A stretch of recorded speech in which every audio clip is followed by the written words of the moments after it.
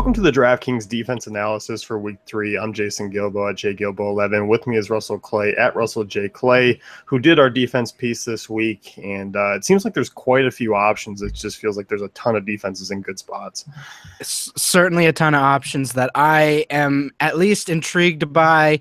And I also, I think the first few weeks are a good gauge of, okay, barring injuries, these defenses are going to be really good. And then maybe a few where I think they can turn it around, and then just tragedies offensively that you can target. So I think it's starting to solidify a little bit. I will probably need one more week, and then I think things really start to solidify. But yeah, mostly things are in order, I'd say. Yeah, I think so. And obviously, you look at these cash game defenses that you took here. I mean, obviously, Denver comes in at 3,500. With the way they're playing, they're one of those ones where we never really expected a drop off. They're just kind of the more consistent options you can just kind of keep rolling out on a week-to-week basis. Yeah, and I don't even know, other than on FanDuel, I was in on them a little bit, but I was mostly off them for cheaper options, and I don't know why. I mean, them plus luck should have been. But either way, this is a forward-thinking show, and we're moving forward. But against this Bengals team, I think they do have some good pieces. Obviously, like A.J. Green, obviously like Gio Bernard in the passing game, and Jeremy Hill at the goal line. But generally speaking, Andy Dalton is a bit mistake-prone against really good defenses. So I like this matchup a lot. If not totally shutting them down, maybe they get pressure. Obviously, we've seen Von Miller just be an absolute animal the last 3 years, basically. DeMarcus Ware still has a bunch left in the tank. And I just see Dalton getting forced into making some quick decisions, especially if they get down. I could definitely see, some more defensive touchdowns like we saw last week. It just got to the point where Luck was like, I have to gamble here. I have to throw this pass into double coverage because we're going to lose if I don't. And, sometimes quarterbacks have to take risks when they're down, in the late third, fourth quarter. I think that's where Dalton's going to be. Are there going to be potentially some big plays to A.J. Green? Sure. But I think that'll be averaged out by sacks and potential interceptions. Yeah, I'm definitely in agreement. It just seems like this team, will they give up maybe 14 points, as you mentioned, probably. Going to be some big plays regardless of who kind of makes Tyler Boyd, A.J. Green, whoever it is.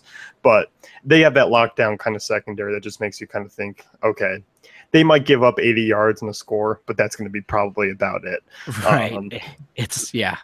And at 3,500, I feel like that's a reasonable price as well because, they're cheaper than your second option here, Carolina. Yep, and Carolina kind of the I wonder how many people are going to be on them. It didn't seem like a lot of people were on them last week, and now they're facing a team that just looked really good.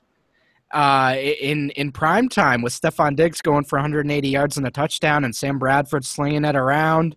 I like this matchup quite a bit. We've seen quarterbacks.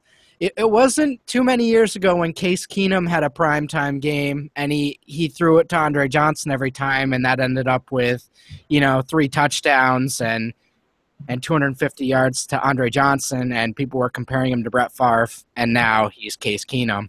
So, primetime games have an effect like that. It changes people's perception. It's still Sam Bradford. I'm taking the 7-year sample size over one primetime game. Maybe Stephon Diggs continues on what he's been doing because he's been awesome the last 2 years, but overall, I think the Panthers are going to force them into a lot of mistakes at home. I think this is going to be a much different situation than we saw. The Vikings are only projected for 18 points. I think this is a tremendous matchup in what could be a total 180 for this Vikings offense, especially without Peterson, especially with, another week for the Panthers to see Bradford out there with this Vikings offense. I think that's a huge thing week to week. Packers had no tape on Bradford in a Vikings uniform, so certainly 1 week will make a difference there. Yeah, definitely. You look at that line, as you pointed out in your article, they did not look good. Bradford took a beating still, and he's always a guy, he's not one to last in beatings either. So if that's something that we're, obviously if he goes down or kind of gets another hard hit, they could be looking at, Sean Hill again. And Joe Webb's on the Panthers now, so they might make a mid-game trade for Joe Webb and put him back at quarterback again if Bradford goes down. Would that be the first kind of just swap? I mean, change this. Give it to him out of pity. Just, all right, Vikings, you've had a rough month.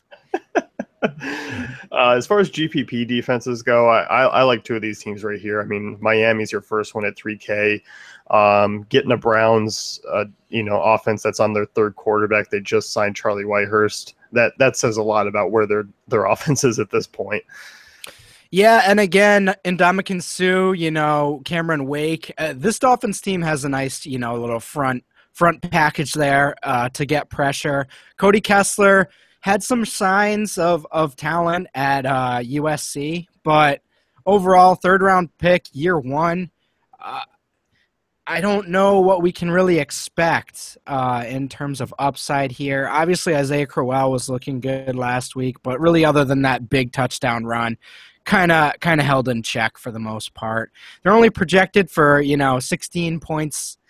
I don't see much upside here for the Browns. I love Corey Coleman, obviously showing out.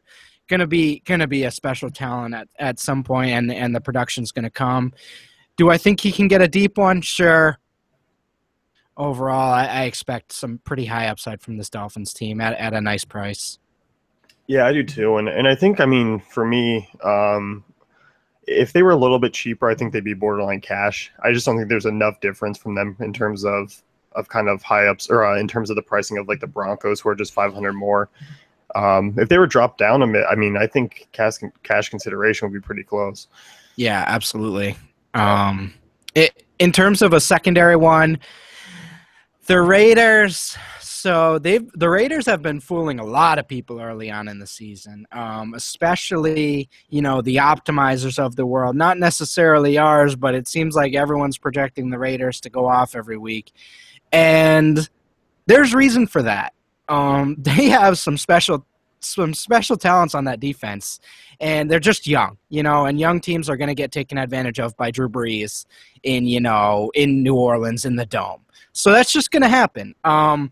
But Khalil Mack's still there. Carl Joseph is an absolute monster in the secondary who they have. And this Titans defense just hasn't been good. They just haven't been good. So I think this is a pretty interesting play here. They certainly have big upside. They certainly have defensive touchdown upside with their pieces they have.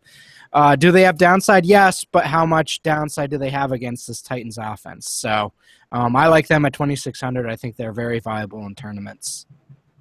I do too. I mean, I know you and I, we've said this numerous times. We like where the Oakland defense is headed. We're waiting to kind of see it. And as you mentioned, really a tough two opponents to kind of start the season off. Obviously, you look at the Falcons. We know that upside is there with that passing game. It's tough to defend. Anyone with Julio Jones and obviously adding a couple pieces alongside of them and with that backfield and what it's done, it seems like it's still tough to defend. It's going to be tough to defend for any defense. So Oakland, I think at 2,600, definitely worth the risk against the Titans offense that really hasn't looked that great. Certainly. And one last one here. So they look better this week. We got to give it to the Rams. They look better. I think what the big difference is this year, you're definitely going to want to fade the Rams against versatile, running quarterbacks. So I think that's kind of what we're looking at. Quarterbacks that can evade pressure are probably going to smoke this secondary pretty much every game. I think this is a very volatile game in general because Jameis Winston at this stage in his career is a very volatile player. But Mike Evans, Rams have no answer for him. I think that's going to be something to watch. But at the same time, I think this could be a Tavon week. In terms of punt return touchdowns, they've kind of faced some good, special teams the first 2 weeks. I think this is an interesting one to exploit. As far as, the Buccaneers offense, no Doug Martin. That's obviously a big loss. Charles Sims, I like him, but overall that run game's going to be down. I think this is an interesting matchup for sure. And they're at a price with the Dolphins right there. Going to be super low owned. And if you hit that, Tavon punt return touchdown, could be a big week. Yeah, I mean, you look at this Rams front seven. I like them quite a bit. I think the secondary still has a little bit of it's going to be hit or miss, but I think the front seven is going to be a big part of that. And we saw, I mean, Jameis Winston still turnover prone. We know that with him. We saw that upside. I mean, not that Arizona and Los Angeles are the same defenses, but there is that potential. Certainly. So let's wrap things up with the DraftKings week 3 defense analysis. Be sure to check out dailyfantasycafe.com for our great tools and content.